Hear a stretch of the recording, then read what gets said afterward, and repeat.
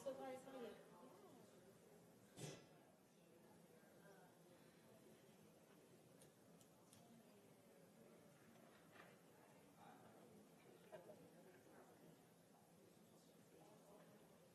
I was so good to show you. Wait a minute.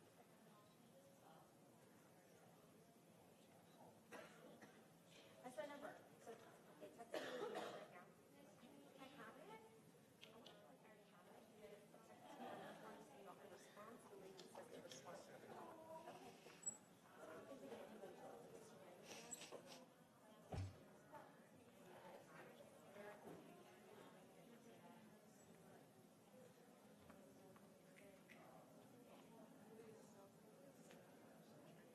Trying to maintain my foot onto that.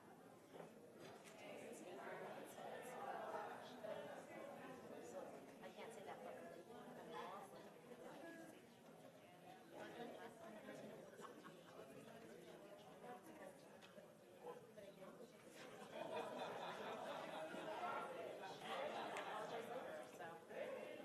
It's trauma.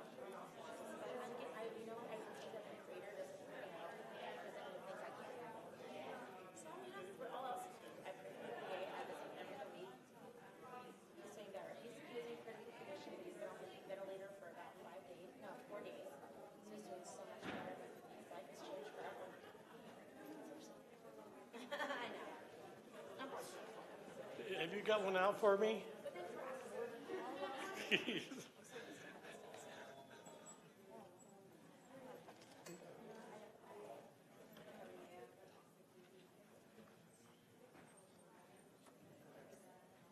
yeah, you can go. I mean, I understand my parents. Trust. She's going to be one to say so, seriously? Well, the pictures make her seem like an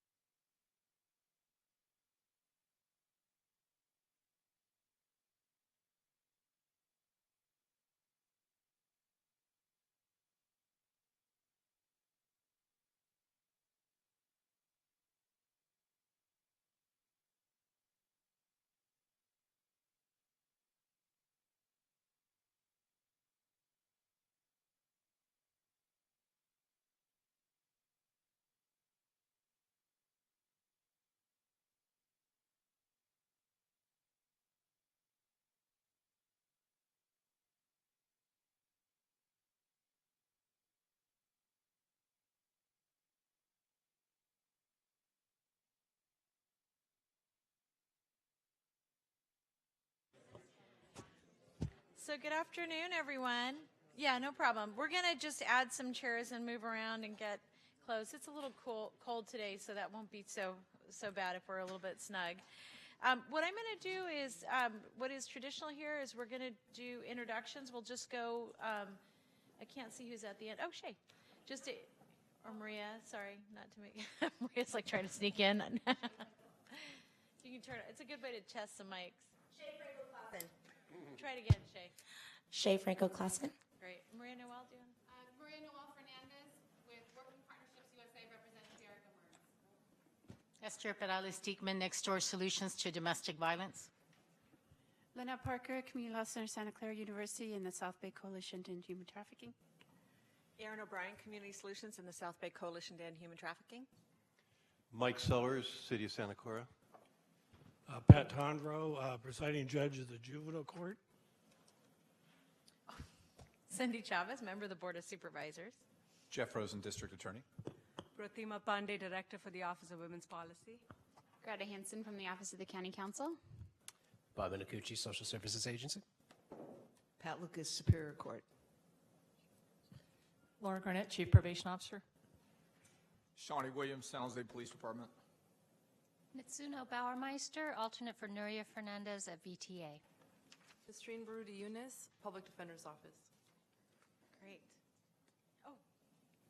Hi, Carrie. Carrie Duncan, representing Congresswoman Zalafrin. Great. Maya, anybody else that I need to be aware of? Anybody else? No, we're good? All right. And, okay, so what we're going to do is we first of all, I'm really excited to see all of you. It's been a while.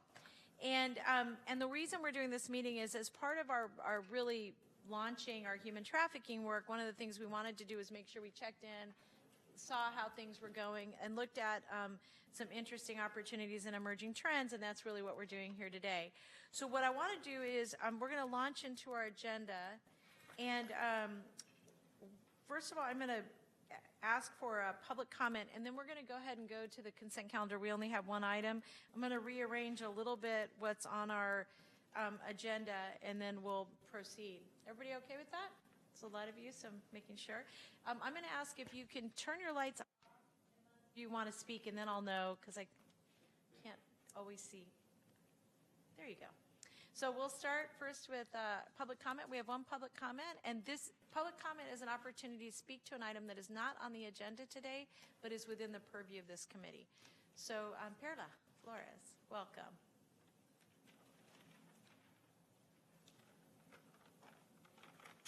Good afternoon, Perla Flores, Chair of the South Bay Coalition to End Human Trafficking. And the coalition would just like to provide a couple of updates of the work that we've been doing in the last couple of months, and also to thank the Commission for your continued support. And I did bring a copy of our first annual report, which includes the training, community outreach, victim services, and legal services that have been provided by the coalition members during 2017. And also want to provide a couple other updates. Community Solutions took the lead in applying for an OVC grant for human trafficking services, and we're very excited to announce that we were awarded the grant. We just received notification. Congratulations, well done. That's really exciting. Very excited. And so this grant, we're partnering with 3 victim service providers, 3 legal service providers, and the focus is really on increasing comprehensive screening and victim service provision, legal service provision regionally, as well as increasing collaboration, community awareness, and ability for the community to identify human trafficking issues, and increasing capacity for providers, law enforcement, et cetera, to provide support through trainings. We also were very excited that to be able to repurpose funds from a Cal OES human trafficking grant that expires March 31st. We had a little bit of funds that we were not going to be able to spend down, and we repurposed that funding, and we're able to bring on a temporary full-time human trafficking survivor that speaks Triqui and Spanish, and we'll be conducting trainings for providers as well as community awareness events in San Benito and Santa Clara County. So that's really exciting. And just to share a little bit of some of the challenges that we're seeing, based on some of the recent changes in USCIS policy, we have seen a decrease in the number of individuals that are willing to report human trafficking, which means that they're then not eligible to apply. If they're not willing to report, they're not eligible to apply for a T visa, U visa. We've also seen that there's prolonged processing time, even when a case is, a very strong case is put together by our legal service provider partners, we've seen that the processing time has doubled. So now receiving a work permit is taking about a year, and that means that the legal service providers have to invest more time in the front end, but also that the longer that somebody is without a work permit, that's also a strain on the victim service providers that have to provide for basic needs, other expenses. We're seeing more denials, more requests for additional evidence, and just more work, again, in general for legal service providers. The other piece that I wanted to share with you is that before there was a waiver of inadmissibility for people that applied for U or T visas. Those waivers are being denied almost routinely now. Each one of those waivers are $930, and a lot of the times the legal service providers are applying for both a T and a U visa concurrently in case the T is not accepted. So that could be $1,860 just for one application, not including derivatives.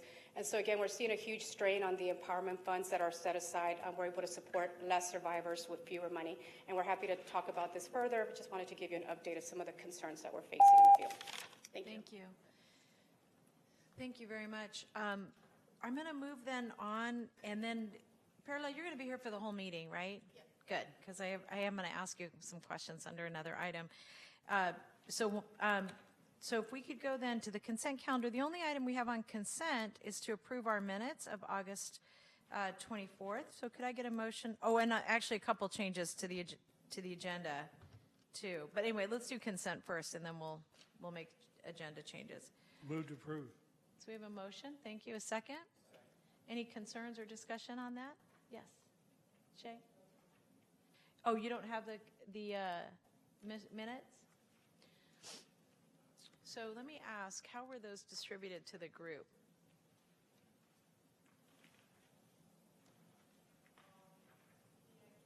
So they were all sent to out? All right. Okay. Thank you. All right, so we have a motion and a second, and all those in favor say aye. Aye. Any opposed? Any abstentions?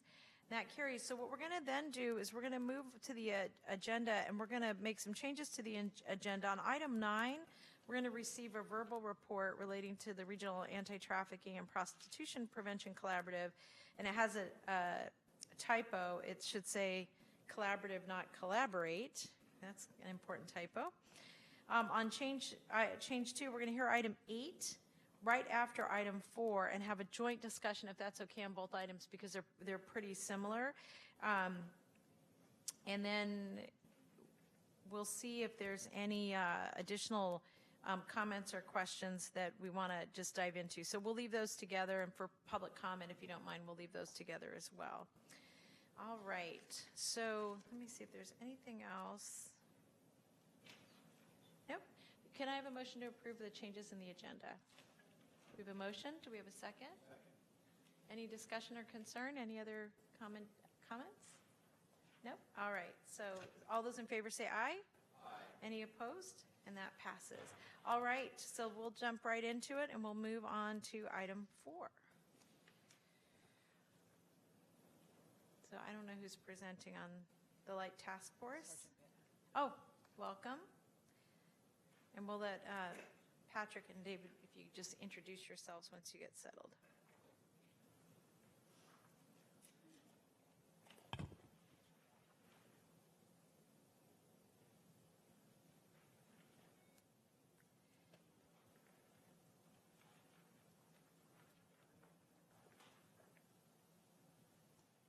Good afternoon.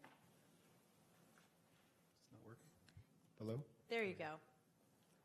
Good afternoon. My name is Patrick Van Air. I'm a Deputy District Attorney with the Santa Clara County District Attorney's Office. I've just recently been assigned to the Human Exploitation Assignment within the District Attorney's Office, and I work directly with the Light Task Force Law Enforcement to investigate human trafficking. So we prepared this report that we submitted, as well as this PowerPoint, to discuss the updates within the last year since the last reporting to the Commission. My name's Kyle Benner. I'm a sergeant with the Sheriff's Office assigned to the LAC Task Force, and I'm just the not so new guy anymore, so it's kind of nice to have the new guy around here. But we're looking forward to great things from him. Kind of going forward with our Light Task Force, we were asked to kind of to talk about some of the things that we've done just over the last year. So we've had 45 arrests that we've made over the last year for various different crimes related to human exploitation and some of our sting operations and some of the various crimes that just come across during our normal exploitation investigations. Based on that, we also had 49 intel-based investigations. These type of investigations come from leads, tips, referrals, things that maybe not completely resulted in an arrest, but they were investigated thoroughly to either confirm or deny, and then also when we have a chance, obviously, every chance we get, we want to resource victims. One thing that we wanted to highlight this year was over the last year, there has been 2 homicides that were related to commercial sex. And one was based on investigation. Both were investigated by San Jose Police. So I don't want to talk about their homicide investigation, but I can say that they were both great investigations and successfully arrested and are in prosecution. Our task force helped with more of the intelligence behind the background behind commercial sex, and then obviously the motive behind some of the homicides. So one of them was a victim that was basically trying to leave her exploiter when she was shot and executed. The other one was a group of individuals that were coming up to apartment brothels, residential brothels, and they were doing a string of robberies, assaults, where they would sexually assault the women inside these brothels, and then eventually a homicide occurred in one of them. And these are all across the Bay Area, from South San Francisco all the way down into San Jose. So it just kind of shows that the ever-growing violence involved in sexual exploitation. We've been doing some demand reduction. We're not a vice team, but we try to we get a lot of education when we do the demand reduction, and we want to make sure that we address it because it is part of our responsibilities. Survivor outreach, some of the things that we're doing as far as survivor outreach, we're trying to work with our community groups to reach them every chance we get. Some of the things we're doing as far as anytime we get a chance to these leads and tips, we'll go out there and vigorously investigate, but also, and Patrick will talk about, but they don't need to cooperate with us in order for us to get them in touch with resources. That's regardless of the fact. So we want to get them resources either way. And then some of our also is our community education.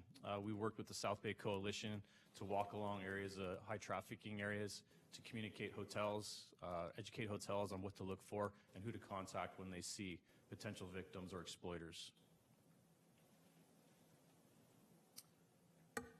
So in terms of working with victims, the update that we have, last year there were a total of 19 victims that were rescued and were referred or connected to services.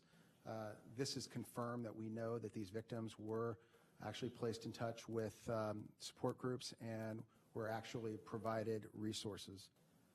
There were another 32 where referrals were taking place, but we cannot confirm because of confidentiality the types of services that the other 32 victims actually received. And approximately 15% of the total number of victims that were contacted last year involved minors. And that's an approximation, and that is certainly something that we're going to keep a close eye on in the years to come.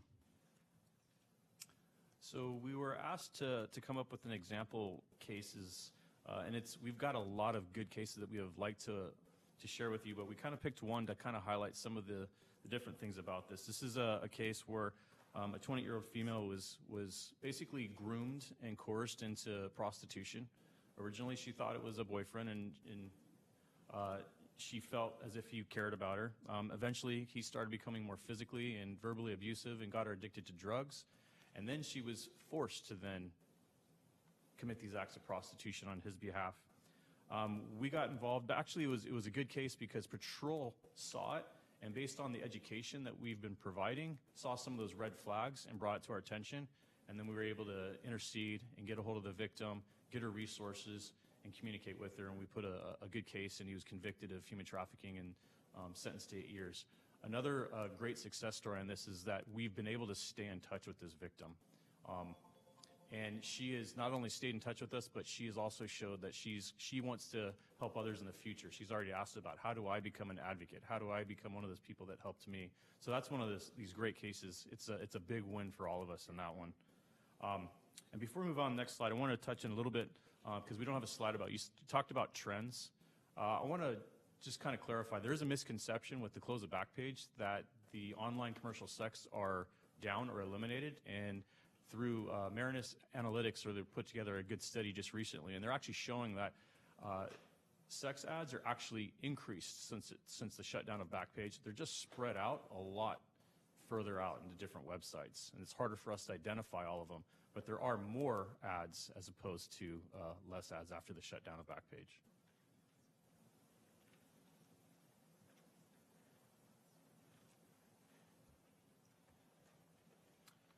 So last year, there was an appropriation made for two investigators to specifically focus on labor trafficking to work as part of the Light Task Force. And so last year, Sergeant Tony Chang with the Sheriff's Department, he began to exclusively focus on investigating labor trafficking cases, and that began in July of last year. And then in September of last year, investigator Clayton Lee with the District Attorney's Office began his tenure with the task force to specifically work on labor exploitation. The data shows that we had a total of 39 labor trafficking leads or tips to the task force. Of those leads or tips, 18 active investigations were open, and a total of 17 victims of labor trafficking have been identified, and victim advocate resources have been provided. Now, these 18 investigations are currently ongoing. The investigations involving labor trafficking, as the investigators have reported to me, are very complex. They require the review of voluminous documents from the referral sources, and as a result, they're much more time-consuming to investigate than your traditional sex trafficking investigation. Some of the referral groups that we have been working with and collaborating have been the Department of Labor, the Department of Industrial Relations, Alcohol Beverage Control, the United States Citizen and Immigration Services, the Federal Bureau of Investigation, various NGOs such as Community Solutions, YWCA, local immigration attorneys, and we have just begun collaboration with the Santa Clara County Office of Labor Standards Enforcement. And we've recently met with them on 2 occasions to talk about how we can collaborate next year and begin to set up a referral process for receiving leads to investigate such crimes as wage theft, tax evasion, labor trafficking, workers' compensation premium fraud, and any other white-collar crime that we can identify, begin to investigate, prove up a case, and hopefully file charges on in the future. Some of the reported settings that we're seeing as it relates to the human trafficking case, we're seeing them in situations involving domestic servitude, restaurants, religious institutions, and residential care homes. And it's through the collaboration with the various sources I've identified that we hope to begin to take the cases that we're investigating and hold the offenders responsible. We've also identified certain goals that we want to achieve in 2019. It begins with expanding the task force and making the task force truly a multi-agency task force than what it is right now. Currently, it is the Sheriff's Department and the District Attorney's Office working collaboratively. But we believe that we can, in 2019, develop coordinated approaches with other jurisdictions. And we see an opportunity specifically as it relates to illicit massage establishments. One of the trends that has been identified recently as a result of a report prepared by Sharon Denoa of the Regional Collaborative has been an increase in the number of illicit massage establishments in the neighboring cities of San Jose as a result of the aggressive efforts that San Jose has had in reducing the number of illicit massage establishments in the city of San Jose.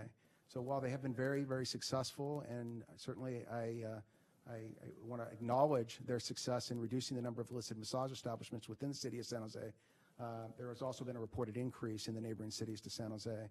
And we believe that that's going to be an opportunity for the Light Task Force to take the tools and the skills that the Light Task Force has and provide assistance to other agencies within Santa Clara County to investigate and dismantle a network of illicit massage establishments that we believe exist within the county. And in sort of adding to that, we believe that both the residential brothels which is a growing trend that we've seen over the last couple years, as well as the illicit massage establishments, are tied to organized crime. And we believe that the Light Task Force is specifically skilled and has the experience to go after the organized crime network that is helping to populate these establishments. We also believe that there's a need in this county for a coordinated information sharing platform for both sex and labor trafficking. And we would like to begin to establish such a network where the different law enforcement agencies in the county, as well as the CBOs, can participate in sharing those referrals to a central network that the Light Task Force and other agencies can look at, begin to share the intelligence, and begin to build investigations. We want to continue with the demand reduction operations that Sergeant Benner has talked about, and we certainly want to increase our collaboration with the CBOs in labor exploitation case referrals. So those are our goals for 2019. Some of the resources that certainly the task force can use to help achieve those goals would, one, help seek appropriations for an intel analyst to assist the task force. We believe we know this to be true, that many of the investigations that are being worked on by the task force are data-driven, whether it's on the sex worker investigations or it involves the labor trafficking cases. And oftentimes there's critical cell phone evidence that there's volumes and volumes of information that's obtained from the cell phones, as well as documentary evidence that sees from those investigations involving labor trafficking that would require the use of an intel analyst to examine the trends and help to build the cases.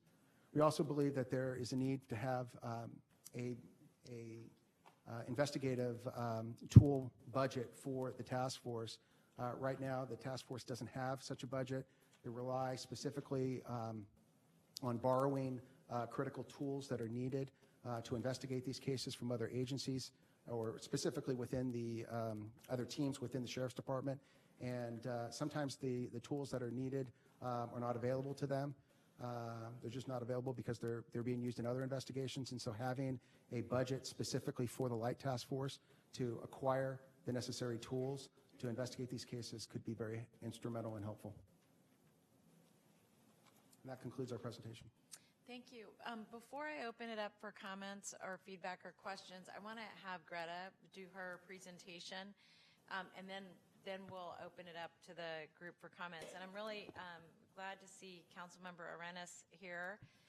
You may have just heard from some of what Patrick was saying, is there's already a response to some of the issues that you've raised with us. So we'll call on you as soon as we hear from Greta. Good afternoon, members of the Human Trafficking Commission. Just a very brief report from the Office of the County Council on some of our recent activities, and if I could have our staff who are here to present, Lead Deputy County Counsel Michael Rossi and Deputy County Counsel Lorraine Van Kirk will join at the staff table to be available to answer questions. Just a quick overview of some of our more recent activities as relevant to human trafficking generally, and specifically illicit massage businesses. As folks will recall, our office collaborated with other county departments in the preparation of a set of revisions to our regulation of massage businesses designed to root out and create greater enforcement tools in dealing with unlawful activity in massage businesses. And that work was recently highlighted in a report by the Polaris Project as a model for jurisdictions across the country looking to strengthen their regulation of the massage industry, noting also that there's work to be done on strengthening massage regulation in cities within the county, but highlighting the work the county has done in that vein. And our office has continued to collaborate with the Office of the District Attorney, with the Sheriff's Office on enforcement actions against massage businesses. One of the things I think we've learned is that sometimes we'll know there's unlawful activity going on in a business, but it's very difficult to build a criminal case. And so having available the kind of broader set of whether it's enforcing the building code, enforcing other rules and regulations applicable to a business in order to shut that business down, if we can't easily shut it down based on the unlawful activity we know is occurring, has been a useful set of tools to bring to bear. And in the coming year, we look forward to collaborating with the newly formed Office of Labor Standards Enforcement to increase our engagement on questions related to labor trafficking and helping grow that work in our advice and representation of that office. So with that, I will stop, and we're happy to answer any questions folks may have. So before I go to the committee, I do want to go to Councilmember Arenas, and as she approaches, if you wanted to make some comments, one of the Sylvia and I and Councilmember Vice Mayor Carrasco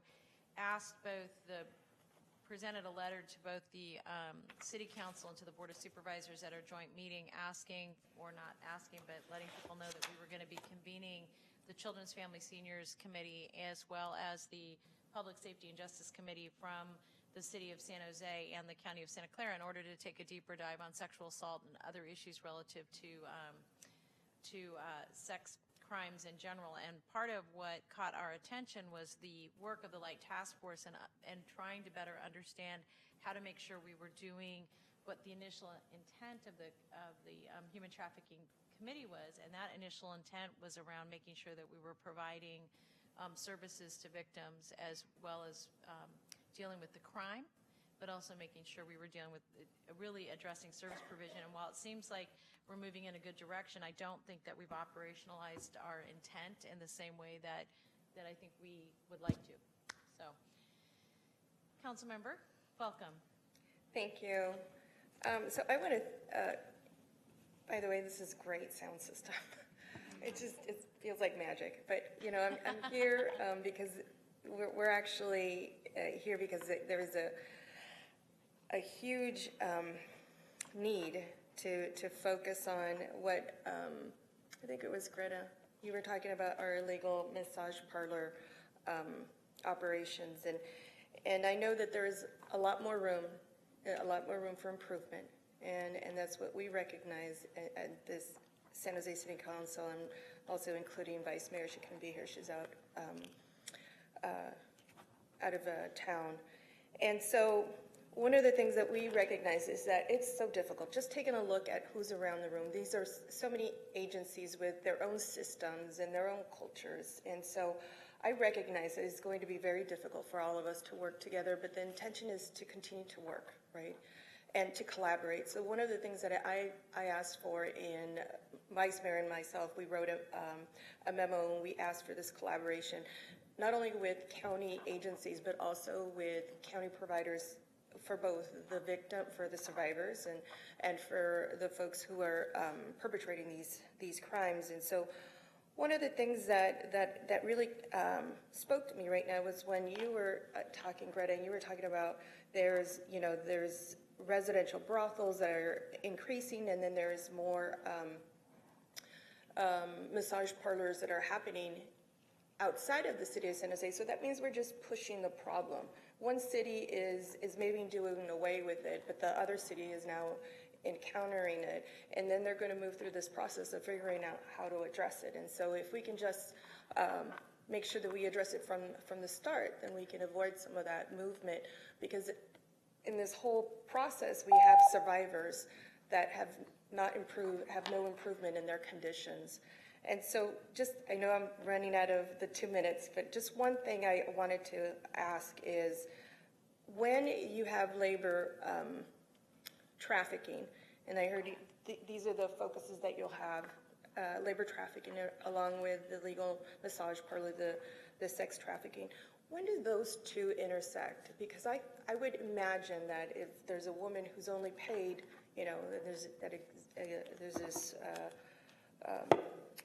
situation that I was made aware of, paid $20 an hour for the whole year, $20 for the whole year, and then she has to live off of tips. Wouldn't you think that that would be a labor trafficking as well as sexual exploitation? And so that's my question, is that, and I'm really happy to see that Shawnee Williams is here from the San Jose Police Department.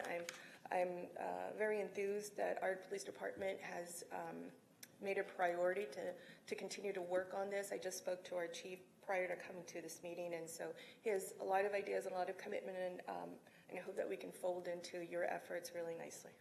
Thank you. Thank you for being with us, Sylvia. Any comments or feedback or thoughts from the committee? No? Oh, go ahead. Thank you. Hi, I'm Tatiana Foltz, and I'm a social worker and subject expert. Thank you for understanding me being a little late coming straight from the dentist.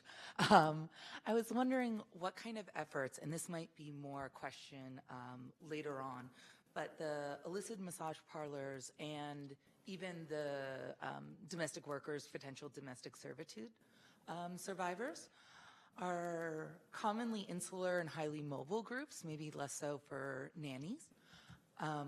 What kind of efforts are being done for outreach and letting other people outside of this room know about the Light Task Force? Thank you.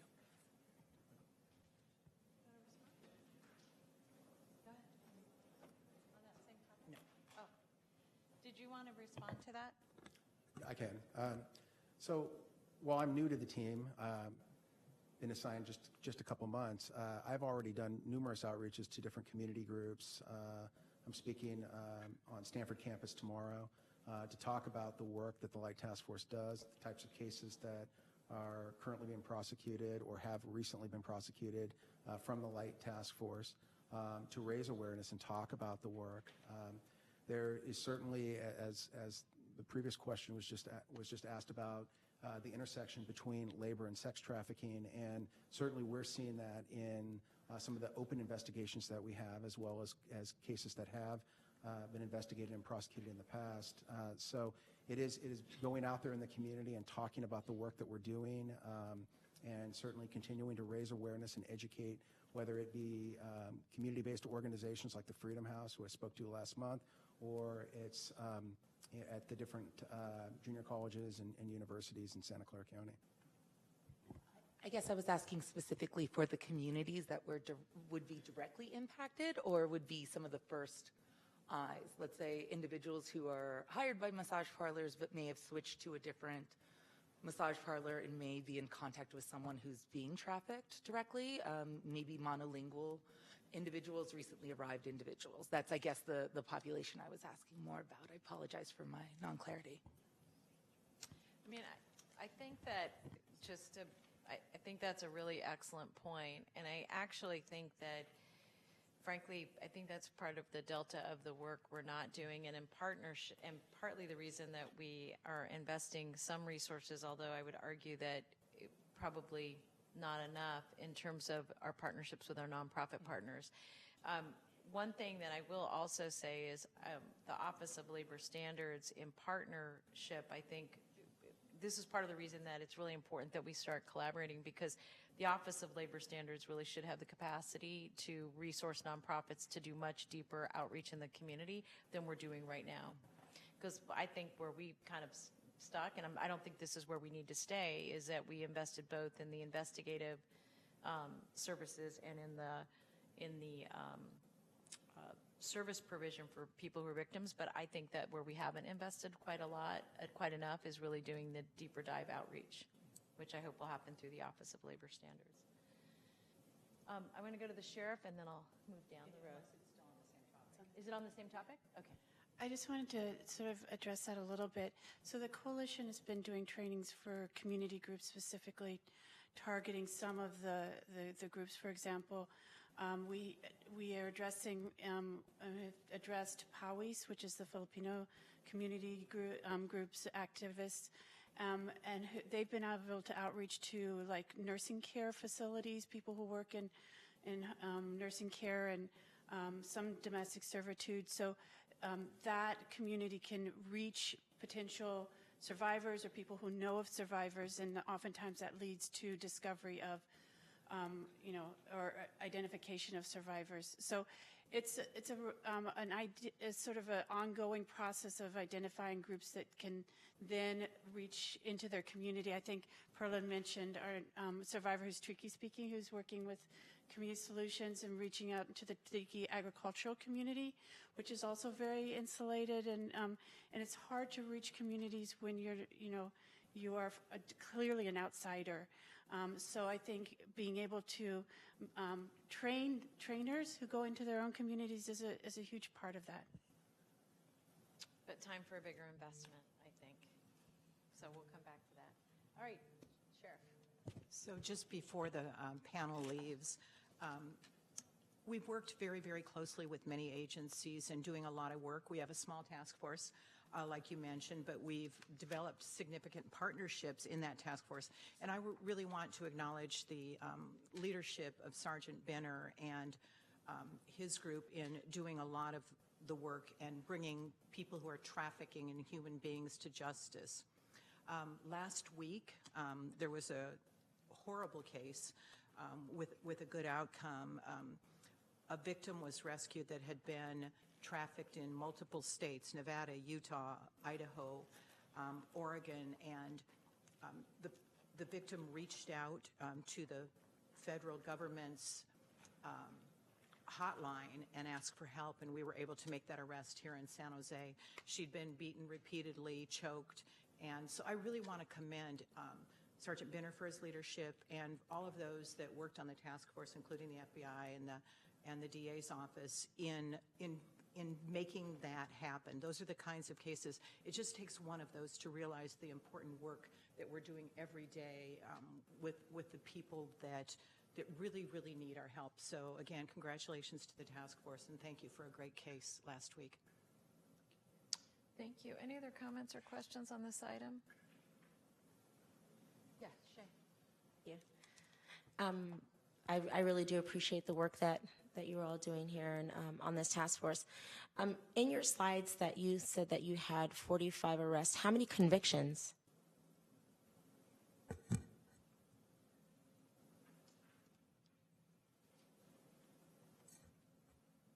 We had numerous convictions last year. I don't have the data for that with me right now, but we highlighted several cases in our first version of the slides that we just didn't have time to present every single one of them. But we had multiple convictions last year for human trafficking, for pimping and pandering, for various associated crimes such as false imprisonment and kidnapping. But I don't have the actual data of the convictions with me. One request that I'll make is if we could get that, we can email it out to the task Yeah, force. that would be, I mean, I base success on outcomes. And Well, I mean, let me just say this, Shay. Yeah. I think you're right that we have to look at a whole, frankly, I think we have to look at a whole set of outcomes, and I think you're right. One of them is definitely convictions. I think the other that I want to be as focused on is service provision, that we're actually getting to victims. And so I want to, one of the things that I hope comes out of today is just through your questions is we look at what the appropriate kind of dashboard is so that we really can assess the investments we're making with the outcomes that we're getting. So thank you for that. So we'll circle back. We'll get that to the whole group. Yes. I can provide one comment. We have a very high successful conviction rate because we work specifically with the prosecutor hand in hand. And so it's not like we're making an arrest and hoping it sticks. He feels, based on what we are providing him, that he can convict before we even make an arrest. So I think it's extremely rare that we ever arrest somebody without a successful conviction. But you're right, we can't provide that data. it would be really great if you could provide that. Thank you. One other comment on that, too, is not all the time does the arrest happen in the same year of the conviction and the adjudication. So just because you make that number of arrests, you actually could have more convictions that year or less and still have pretty much of a 100% conviction rate on the number of cases you have. So you really can't quantify it in a year. And I would just add to that, too. Yeah, the cases do take a while to make it through the criminal justice system. Sometimes there is a preliminary hearing or a grand jury that then moves on to the litigation of a series of motions and ultimately a trial or a plea that takes place. And sometimes it can take months, sometimes it can take years. I carry an average caseload of 30 cases. A combination of those cases come from the Light Task Force as well as from the San Jose Police Department's Human Trafficking Unit. So we are robustly prosecuting cases that pertain to human exploitation from this county. So just any other comments or questions? Just before I give some next, I wanted to just, first of all, thank all of you for your really good work. And I had 3 just pieces of information I want to make sure we get to the task force. I think one is, where are we on convictions? I think that's a good thing to get. 2 is, I do want to work more closely with the Office of Women's Policy to figure out what the appropriate dashboard is, because at some point we knew and slash know that people are going to want to know what, with all the input that we're getting, what are the outcomes that we're getting. And then third is that I am very interested in better understanding how the conversations go with cities like San Jose and Santa Clara about the collaboration through the task force. And I know that both having the DA here and also the sheriff, that there's a high level of understanding of how important the countywide approach is going to be. I think that is going to be particularly important as we're looking at the kind of investments that we're making, and I'm really saying this to the police agencies, but the kind of investments that we want to be making on the service provision side for the victims, because I think in addition to chasing, criminals around, we also don't want to be chasing victims. We really want to, as quickly as possible, get them engaged in services. And so one of the things that I'll be wanting to better understand is how our partnerships with other police organizations and our partnerships are deepened with the nonprofit associations, so that we understand the protocols that are going to be used when we're doing significant activity in the field. So if a city like San Jose or Santa Clara or any other city, Milpitas, is really diving in and going to be looking at a series of either massage parlors or the apartment complex brothels that you talked about, that the plan for investigation includes that service provision as a core policy and programmatic and procedural process, that we just get used to doing it that way, and that when we're not doing it that way, it's an exception versus the rule. Because I feel like what we really are doing is we're targeting events like football games and other things. By the way, I don't just mean those, but that's sticking in my head because I know there's some big game coming in December or January. I don't know what it is. It's something with college football. And I'm sorry, I don't know.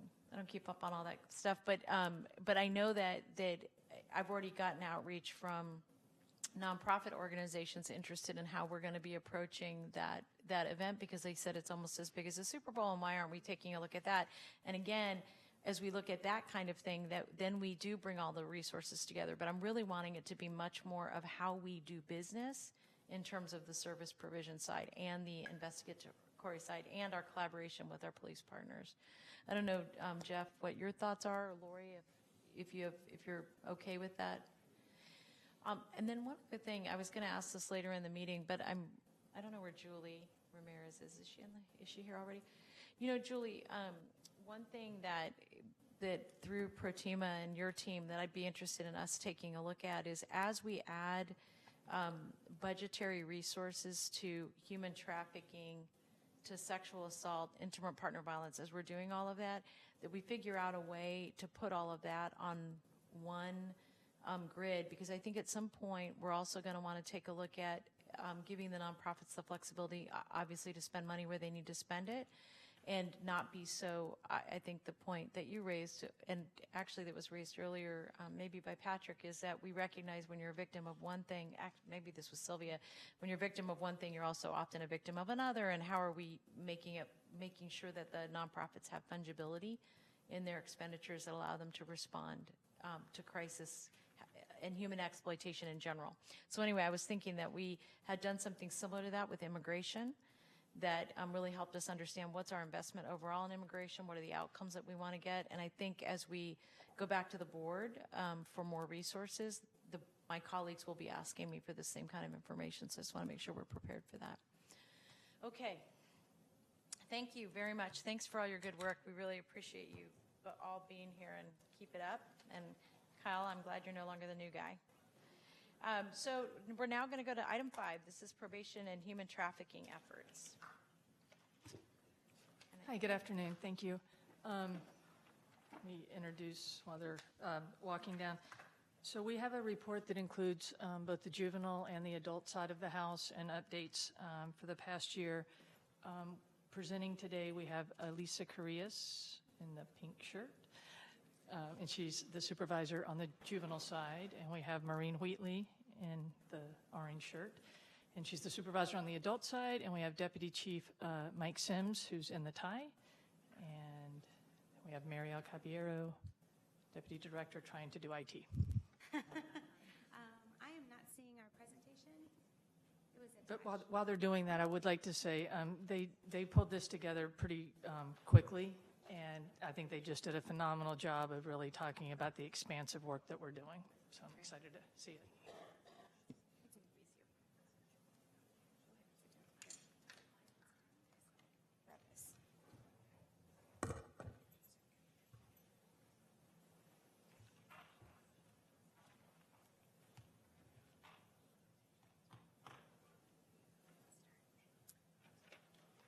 I'm Maureen Wheatley. I'm the supervisor of the human trafficking caseload at adult probation. Elisa Carrillas, supervising probation officer of the C-Sec and Victim Services Unit at Juvenile Division. I'm sorry. Can you turn your mic on? Mine's on. Elisa Carrillas, supervisor of the C-Sec unit at the Juvenile Division. So on the adult probation side, we've now been up and running since 2016, so 2 years. What we have implemented is all of our staff from the very beginning at pre-sentence all the way through supervision have all been trained regarding human trafficking and the signs to look for. So that took place in the first year. We also have a subject matter expert in our unit, Mary Orton. She is not only a source of information for all of our adult probation staff, but in addition to that, she supervises a caseload of human trafficking victims, and she sees them through from the beginning to the end. So there is now seamless human trafficking informed and trauma informed supervision for these cases. In addition to that, we're now running, it's called moral recognition therapy. It's an evidence-based practice, and it's a support group, especially for women who have suffered trauma. We have also expanded that now to include a men's trauma group. So we actually offer in-house specific counseling for this population. In addition, we have many solid relationships with our community-based partners and other government organizations. Both juvenile and adult participate in many community meetings regarding human trafficking. We now have safety plans for all of our clients who desire that and are willing to participate in putting together a safety plan. And then we also have a very good collaboration between juvenile and adult. I mean, we'll be seeking to strengthen that going forward. But that way, if an individual was trafficked as a juvenile, if they start in social services, wind up going to juvenile probation, and then in turn wind up with an adult case, there's continuity so that there's a warm handoff from all three agencies. And last but not least, we are working on implementing a peer mentor program. We have one of sorts, but I think it will grow over the next year or so. My counterpart will continue about the juvenile side of the house, but we also have a very moving quote from one of the survivors that's been through probation. I think that kind of encapsulates the value of a trauma-informed, specialized approach to supervising these individuals and assisting them in successfully moving on and healing. And then in addition to that, she'll talk about some of the emerging trends that cover both adult and juvenile in a collaborative effort. So I will turn it over to Elisa. Thank you. With me as well, I just want to let you introduce yourself. Good afternoon. I'm the new guy. I'm just here to support them, but with me today are the two supervising probation officers who have been very instrumental in moving this agenda forward for us for the last 3 years. So these are the real experts that need to be speaking. Thank you. So in February of 2017, the Juvenile Division did move along with implementing policies and procedures that were in line with the state requirements as a result of the county opting into receiving services for CSEC youth. Part of our process included increased identification of CSEC youth to meet that mandate, We utilize the commercial sexual exploitation identification tool through the West Coast Children's Center. In the last year, we've screened approximately 2,300 youth. What's important with this screening, it does not identify necessarily if a youth is specifically being sexually exploited, but it does give us a starting point by which we can say someone is at risk, or there's a clear concern for us to really look at if this youth is being sexually exploited. So of the 2361 youth that we use this tool on, between 4 and 6% came back as a clear concern of being exploited, and then 14 to 16% came back as a possible concern. Again, this did not mean that they were being exploited specifically, but it did give us a starting point for us to look forward and investigate further. Because we did an in-house pilot of this CSEC tool, we knew we were going to get false positives. So we instituted a case review with our CSEC probation coordinator.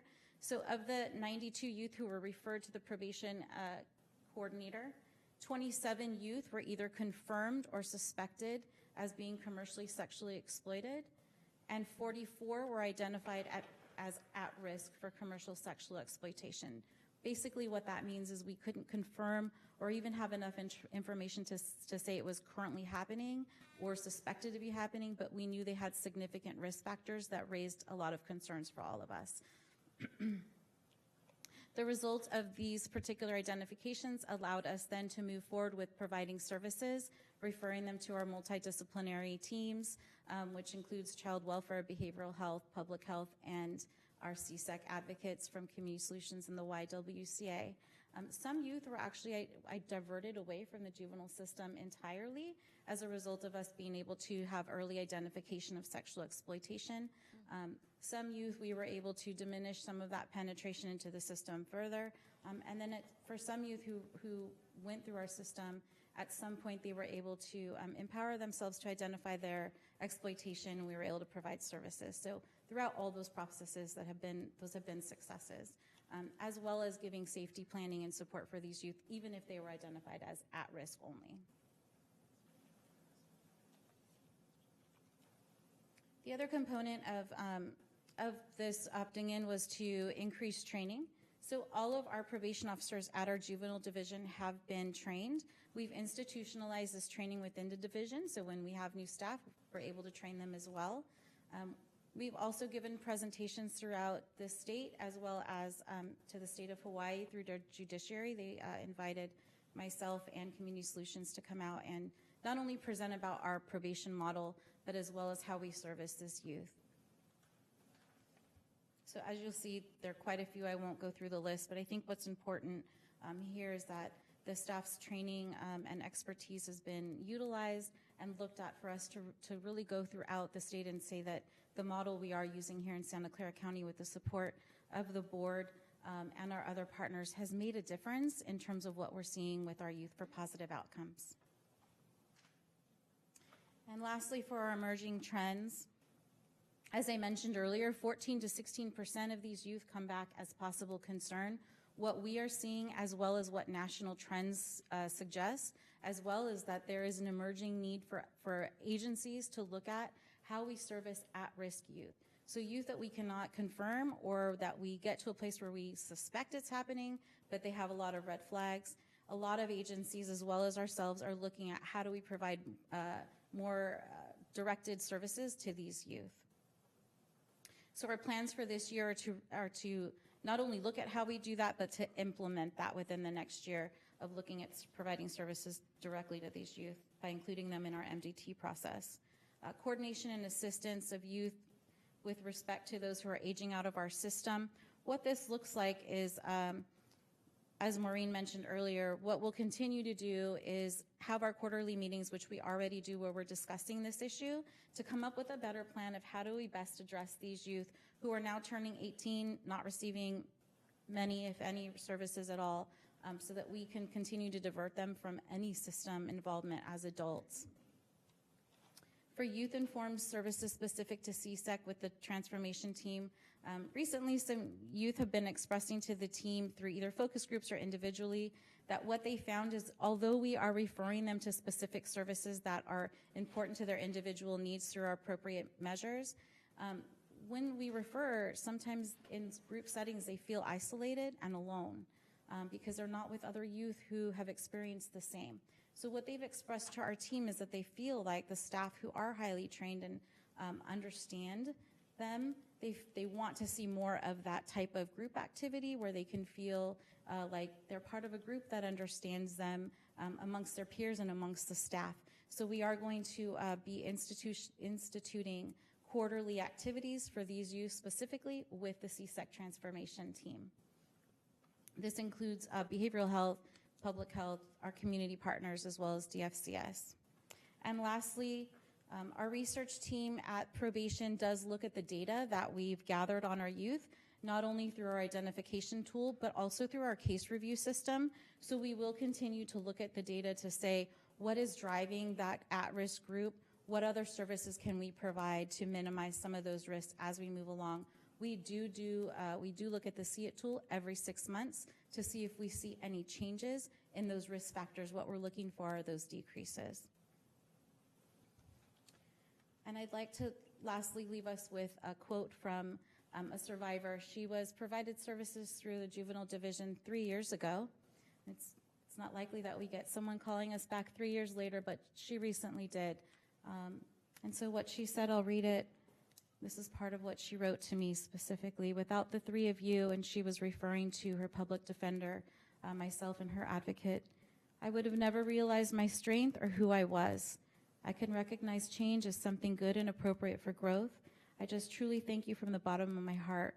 I will take everything I've learned along with me on my journey.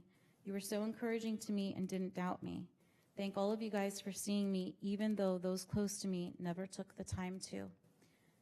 I share this quote because when I came last year and throughout the time, we've really focused on providing trauma-informed services, which includes an empowerment-based model.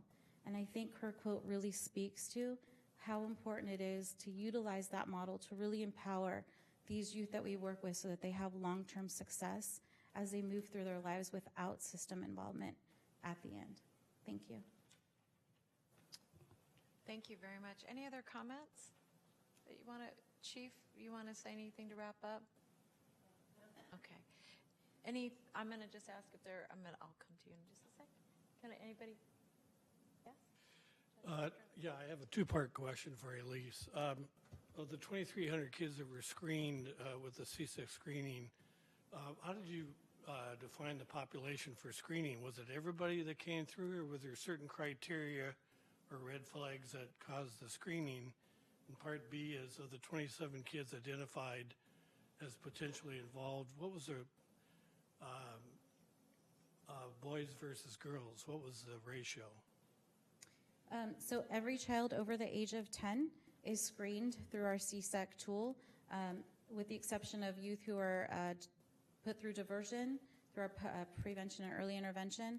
Only those youth that have face-to-face contacts with the probation officer are screened. With respect to the number of male youth, I don't have that number with me, Judge, but I'm happy to provide that at a later date. Thank you. Just on that theme, so you had 118 youth screened in as a clear concern, but 92 went to screening, and I'm just wondering what happens to that filter. And I also just wanted to really acknowledge the probation department for really taking an empowerment-based, trauma-informed approach.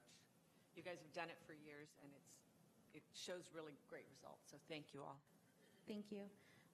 So of those 4 to 6% that were reached clear concern, all of those cases are automatically referred to our probation officer coordinator, although some of those numbers, when we go back, we do look through the tool to see if they were administered or scored correctly, and sometimes we found that they weren't, and so that's why that number is not as high. But with the at-risk youth, not all are referred to the probation officer because we knew that there were false positives. So we do allow some discretion with the probation officer because we want them to go back we've trained the probation officers to go back and look at those cases individually. We specifically didn't have a probation officer assigned to the caseload to see how this would work, because really every probation officer has a responsibility and a duty to screen further. I just had you both spoke, so first of all, thank you. Who is the in-house support? What CBO is providing the support when you were saying that if they've been identified with some trauma, there's some in-house support that they can seek? It was, you believe you originally spoke upon it about that, and then there was a second thing was the peer mentoring. Who provides those support? At least on the adult probation side, we work with YWCA. There's a Valor program as well, and Community Solutions provides services. On occasion, if one of our clients doesn't feel comfortable with that specific of a referral, we can refer through the gateway number through Behavioral Health Services. So we have very strong partnerships with Behavioral Health Services as well as public nursing. We make referrals. There's a health van right at Reentry Center. So it really depends on the individual in question and their comfort level and what they're really asking for. It's an individualized approach based on their requests. The peer mentoring? The peer mentoring is, I'm sorry, I forgot the second half of your question. Most of those, at least on the adult side, are coming out of they're primarily women at this point because no men have completed the moral recognition therapy on the male side yet. But the women that are volunteering to come back and help are coming from our graduates from moral recognition therapy. It's called MRT. I know it sounds kind of crazy, but I want to say about 30 of our staff went through a 40-hour training, of which the last 8 hours is trauma specific. So it's a licensed course of education, and you can't deviate from it, and you can't do the training unless you've been through the class. So in order for our probation officers to be able to coordinate those trainings or the groups, they have to have gone through that training. And that's where our peer mentors are coming from, is graduates from MRT. All of your questions, Shay? Yeah, okay. First, I've seen both of your presentations, last year's and this year's, and I just want to thank you all for really doing so much work and so much screening and acknowledging there's going to be false positives. It doesn't mean that there will always be false positives, and there is going to be human error, and so I really appreciate that. And appreciate all the work that you and your direct staff do, obviously. I'm just a thought around providing groups for prevention, those who are at risk. My Life, My Choice is evidence-based for cisgender females, and also they are working on becoming evidence-based for gender nonconforming and trans youth. Just an idea, not a recommendation in any official capacity. Thank you. We have utilized funds for through the funding we received through the state, through the Department of Family and Children's Services to provide programming with My Life, My Choice. Thank you. Thank you very much for your presentation and all your good work, and excited to see how it's moving forward. So thank you for that. Thank you. All right, so we're going to move on then to item 6, and this is our CSEC protocol implementation updates. And I think Francesca and Minerva are going to be doing presentations.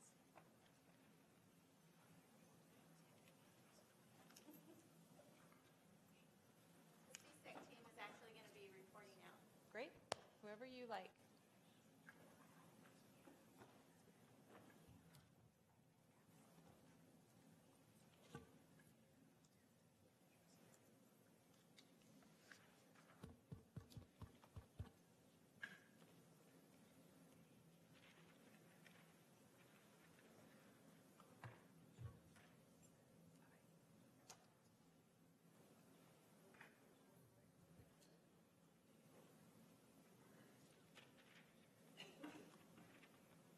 Good afternoon. I'm Minerva Beltran-Gonzalez, and I'm the program manager that oversees the commercially sexually exploited children program at the Department of Family and Children's Services. We also call it the transformation team. We realize that it's very important how we identify this program to the youth that we serve. And I'll have everyone introduce themselves, and at the end, I will have Ronnie will be doing a success story of one of the youths that we worked with last year. My name is Marie Lucille Mobison, and I'm the coordinator for the CSEC team. Hi, I'm Ronnie Smith, the social worker with the transformation team.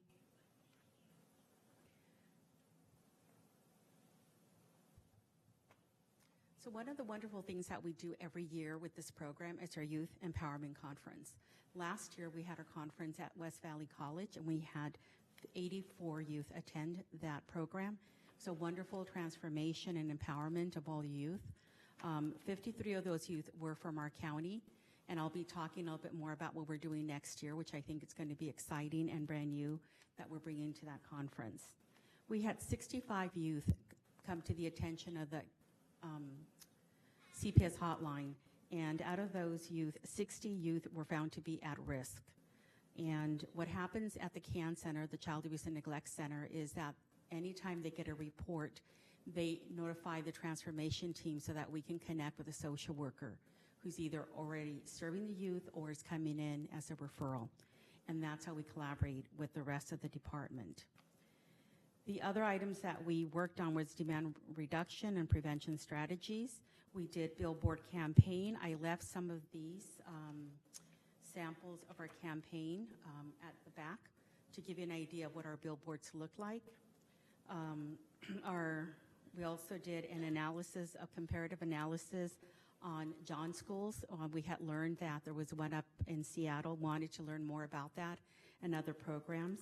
And we're looking at presenting that to our CSEC steering committee next in January. The other thing is that we did a Report John, which is we worked with the community to implement a program where if they saw a high volume or a suspected vehicles purchasing, that they can be reported through a reportjohn.org program. Our DSCS trainings continue within the department, and our partners are welcome to attend. We do the commercially sexually exploited 101, as well as a protocol training so that all social workers, existing and all of our new social workers through the academy are coming through on that. Our vendor, which is Community Solutions, does a wonderful job in doing our community trainings, and they've done a wonderful job in bringing up a program that we'll be presenting earlier to promotoras that train staff and presenting to different parts of the community. Our MDT protocol continues to be, it was updated just recently to align it better to our actual procedures and processes that occurs within the Department of Family and Children Services, from the emergency response all the way to the middle if there is a case open on that. Our safety net meetings, all of our partnerships are really strong, I have to say. We're successful because of the partnerships we have with our various departments. At the San Jose Family Resource Center, we have a multidisciplinary dynamic team. We have, of course, our CSEC transformation program. We have JPD co-located there. Our public health nurse is there, and our behavioral health services psychiatric social worker is also co-located there. So we have the whole team there, and also we're looking forward to having a complete behavioral health services team for next year, which will also include one rehabilitation counselor as well. We continue to work with the Light Force. We have strong connection with them. And Community Solutions, part of the demand reduction was working at making presentations at the Caliente so we could reach out to the communities so to see and also educate of what they can look for and what they are concerned about in the community and get their input. For next year, we will continue our harm reduction programs that we have. One of the things that we know is that when we work with the youth, it's important to start where they are so that they can self-identify their behaviors and where they believe they can start making changes. And by doing that, we empower them to start making improvements in their behavior and hopefully, there we go, and start working with them in that manner rather than being in a manner that they don't want to proceed, but we empower them. We have the success story that you will hear coming up. In our youth empowerment for this coming up year in 2019, we will be having a work group. We're inviting all of the caregivers now that we know that group homes are no longer a place where we place children. We are inviting all of the caregivers to stay at the empowerment conference. We're creating a work group specifically for them so that we can also educate them on how to work with their youth and help maintain them in placement. We are also learning how to work and partner better in our transformation MDT provider staffings that we hold weekly, where we follow a youth that is receiving or has received services from us. We are strengthening those partnerships with all of us. The emerging trends that we're seeing is youth who are exploiting social media. There's not necessarily a sex trafficker, but they are putting themselves out there in a very risky manner. So we want to see what we can do with that. That's a big trend that we're seeing. And also bringing that up at our Youth Empowerment Conference next year with caregivers being aware, and also doing that with demand reduction with caregivers and parents who may not be aware that what maybe their youth may be doing in social media. So I will now proceed to Ronnie and our success story. So I'm just going to talk really briefly about one of the youth that we came into contact with about a year and a half ago.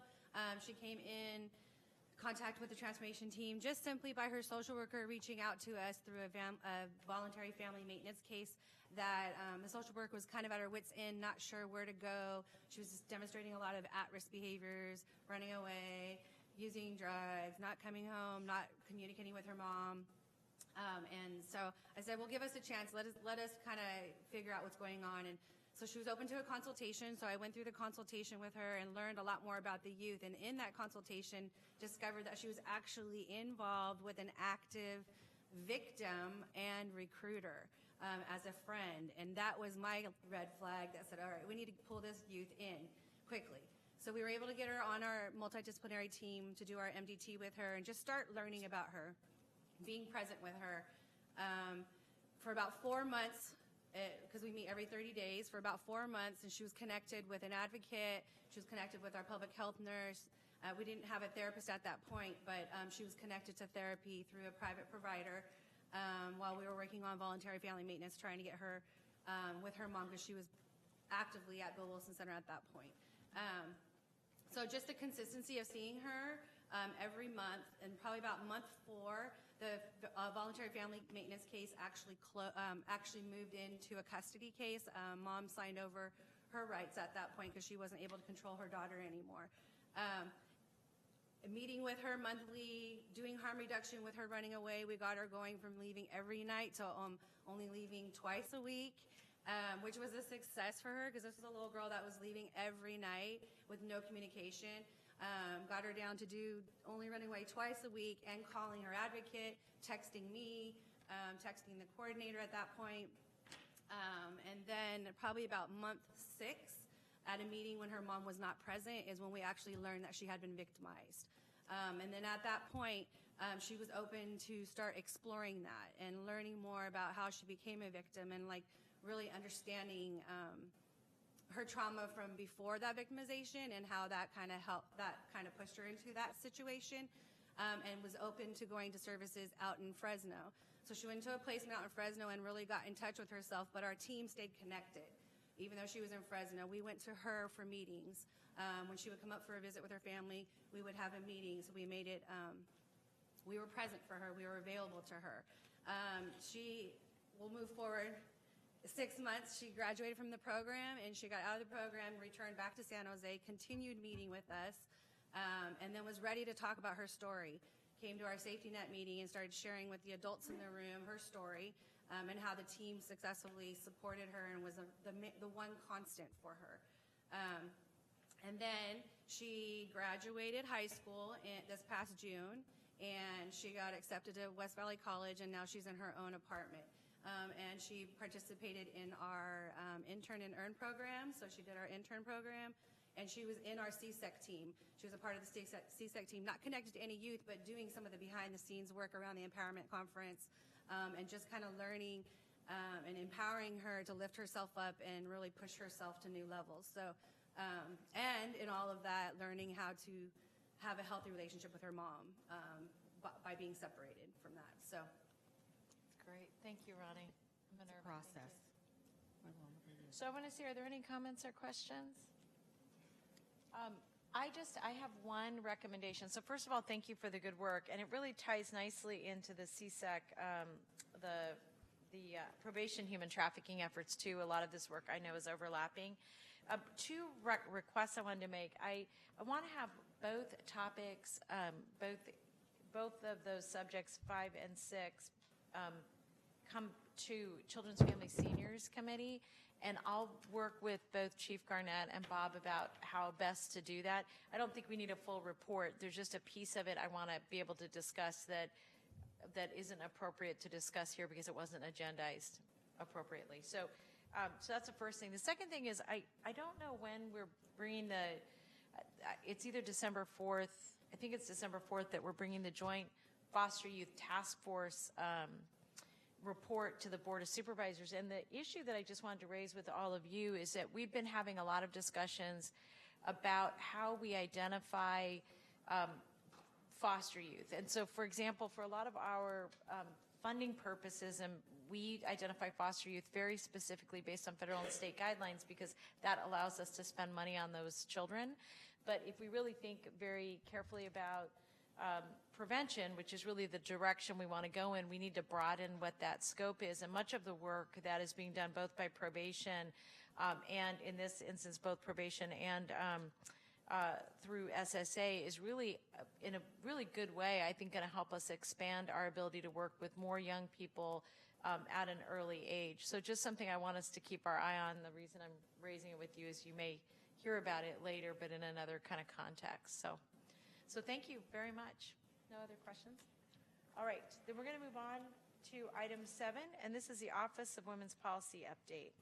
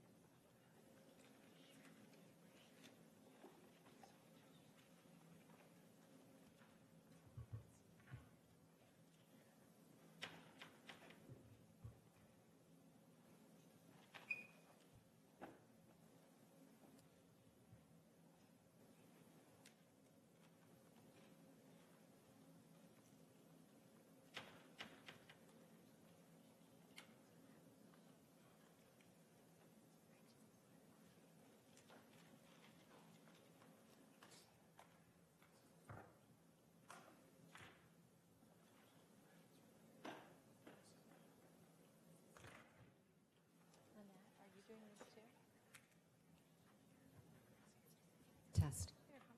I just was curious, making sure my notes were. Thank you. Okay.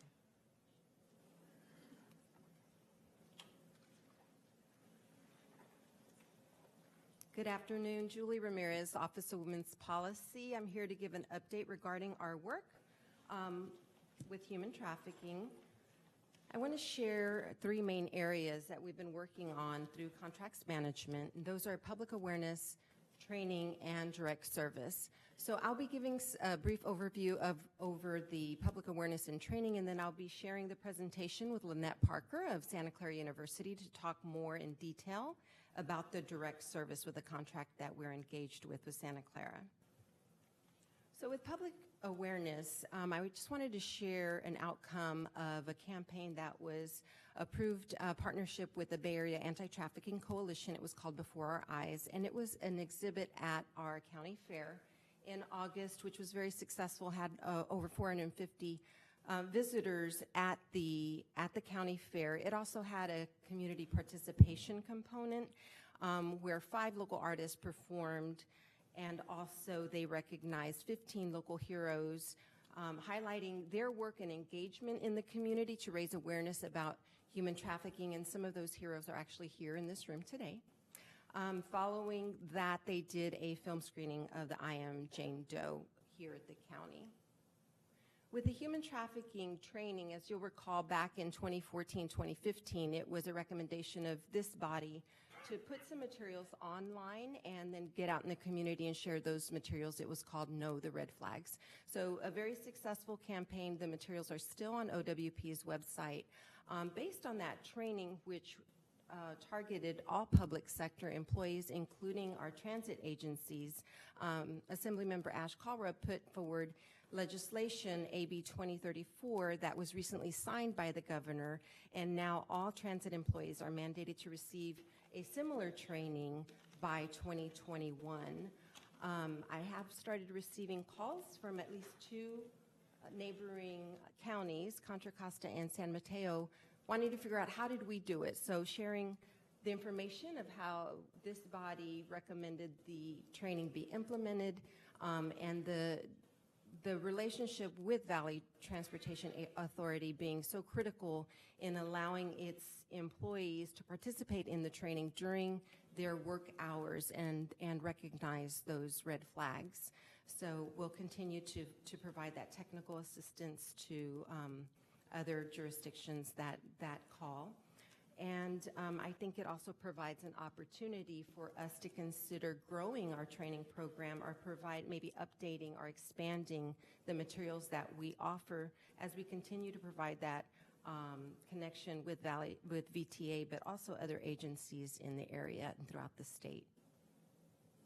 I wanted to spend the bulk of the time talking about a contract that we have with Santa Clara University, Catherine and George Alexander Community Law Center, because they're the ones providing the direct service.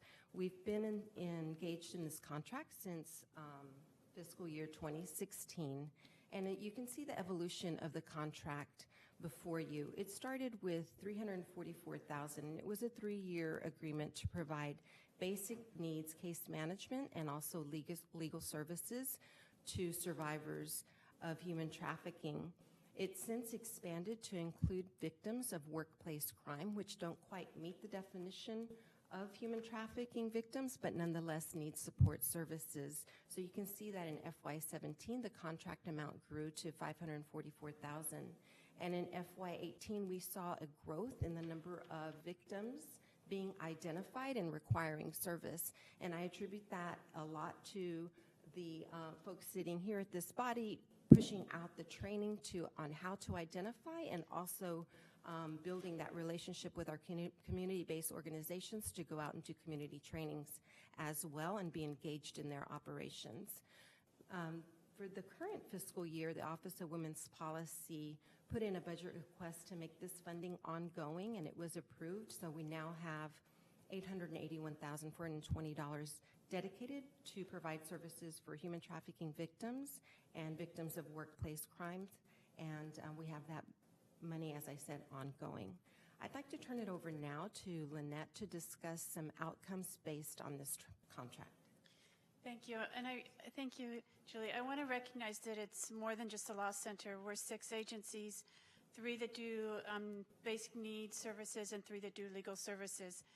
And one of the really wonderful things about the partner agencies that work with us is that we're able to reach all of the different age groups, as well as types of trafficking, as well as language needs, location in the county, and also different types of legal services, not just immigration and wage and hour claims, but also family law and some of the other needs that survivors have. So it's a great collaboration between the agencies. And over the years, one of the things that we've noticed, and I think Perla touched on this and I want to sort of highlight as well, is that our caseloads have been growing partly because the needs that the survivors have don't necessarily, we can't resolve in 1 year. So we're carrying those over into the next fiscal year, as well as adding on the new cases that are being identified.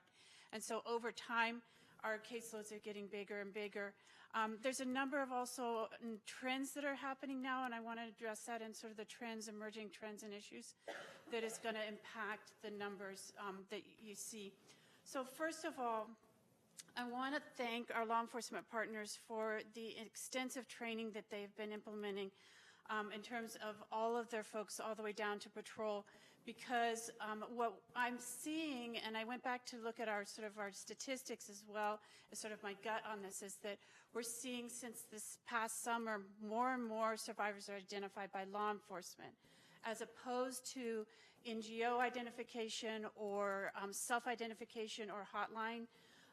They're coming through law enforcement. And I think, at least in terms of the ones that I've seen, the non-U.S. citizen survivors, my feeling is that part of that is the current environment around immigration, and that for the survivors who are not on somebody's radar already, the fear of coming forward and disclosing is enormous. Most people would prefer to stay hidden and to not come forward, even if there's services available. I think once law enforcement is involved, at that point, the survivors feel like, well, law enforcement already knows I'm here, so it's then possible to connect persons with services at that point because they're already in the system. That's my sense. I haven't done an official survey in terms of data or asking, but that's what I'm feeling. So in terms of the needs that go with that, I think continuing to train as new personnel come into law enforcement, as new officers transition into different positions, continue that training, not just for commercial sex, but for labor, because that's where I think it's, for at least in this current environment, is going to get identified. And then also working collaboratively across regions. I know commercial sex crosses region, but so does labor. We're seeing more and more labor cases that involve sort of regional business or enterprises, and so I think that regional coordination is very, very important. A couple of other things that are happening on the immigration end of this that are impacting non-citizen survivors. One is that USCIS is now scrutinizing the UNT visa applications more closely. I think I think they're looking for reasons to deny as opposed to reasons to grant. That's my sense of it. I mean, in terms of the level of scrutiny that I've seen in coming back for requests for further evidence, or in the denials that we're seeing. The things that are happening with the denials means that we're going to be spending a lot of time on each case appealing. So going up through the administrative appeals, we're now looking at training ourselves on doing APA claims, Administrative Procedure Act claims, taking these cases into federal district courts and litigating them there. So the immigration attorneys are learning how to do these, and I think we're going to be training ourselves on how to do these and preparing our appeals with the idea that we're going to be going into federal courts on these cases. The other piece of this is sort of the outcome of the denials is at the end of June, USCIS, the U.S. Citizenship and Immigration Services, put out a policy memorandum, sort of their idea of the logical extension of President Trump's executive order enhancing public safety in the interior of the United States. And that is extending the ability of USCIS officers to issue notices to appear to put people in removal proceedings. So it's now being extended to the humanitarian visas, T visas, U visas, VAWA, et cetera. At first, it was sort of just put in place and holding pattern. They have now announced that as of this coming Monday, they will start implementing it. So on denials of T's and U's and VAWAs, they will start referring people into removal proceedings, which means that we're going to have to be supporting these folks and defending these folks from removal from the country. So just FYI, it is going to impact, and I think Perla mentioned the length of time that's taking to adjudicate these cases, then add on to it the appeals and trying to prevent folks from being removed from the country. So it is, it's going to impact all of the work that we're doing around non-citizen survivors.